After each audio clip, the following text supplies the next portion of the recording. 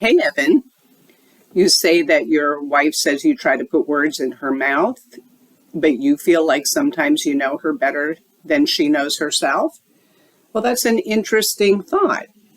And if you agree, let's talk about the no mind reading rule, which is a major paradox we live with every day in our interpersonal relationships. It's confusing, for sure. Now, recently, you told me how you waited for a good time to discuss purchasing a new and expensive ride-on lawnmower with your wife. What did you mean, waiting for a good time? You read, if not your wife's mind, then her mood, her body language, her facial expressions, her level of stress, and to tune yourself to a good timing. That was your attempt at mind reading. You wanted to orient yourself to her, to have a good conversation, to understand her thoughts and feelings and express yours. You also thought she'd try to argue out of it. So you'd prepare lots of logical arguments in favor of buying it now because it was on sale, for example. So on one hand, we constantly try to read each other's minds so that we can insinuate, position, orient, or present ourselves in ways that will interface productively with the other person.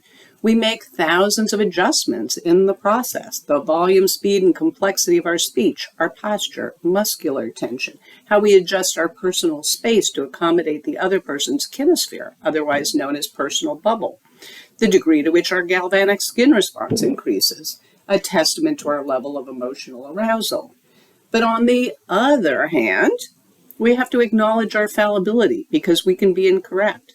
Based on our great or not so great mind reading skills, we can make assumptions that we know what the other person thinks and feels, only to find out, as you did, in a pleasant way this time, that your wife put up no argument at all.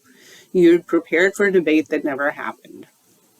Peter Attia, an expert on health span and longevity, encourages us to enjoy strong opinions loosely held. That means remain open to revising your thoughts by incorporating new information. It happens in medical science all the time, and it happens in everyday life. It's exciting to learn new things and see new developments in our intimate others, old friends, and developing children. In 12-step programs, it is said, if you assume, you make an ass of you and me. But nitty-gritty here. I have only lived for 9 months in one body before I had my own. You have only lived 9 months in one other body before you lived in your own. We can never crawl inside each other's bodies. We can't occupy the territory inside each other's craniums. I cannot know with certainty what you think or how you feel. I cannot know how you would describe your feelings. You have your own remembrance of events, conversations, and situations in which we both participated, and I have mine.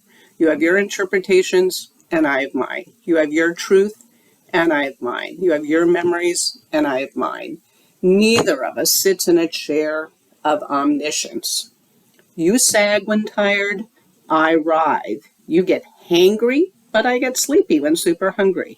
You are the authority on your inner life. Your wife the authority on her inner life. Intimate relationships are phenomenological, about lived experiences, yours and hers, mine and yours. No one's conscious experiences occupy a higher status than another person's.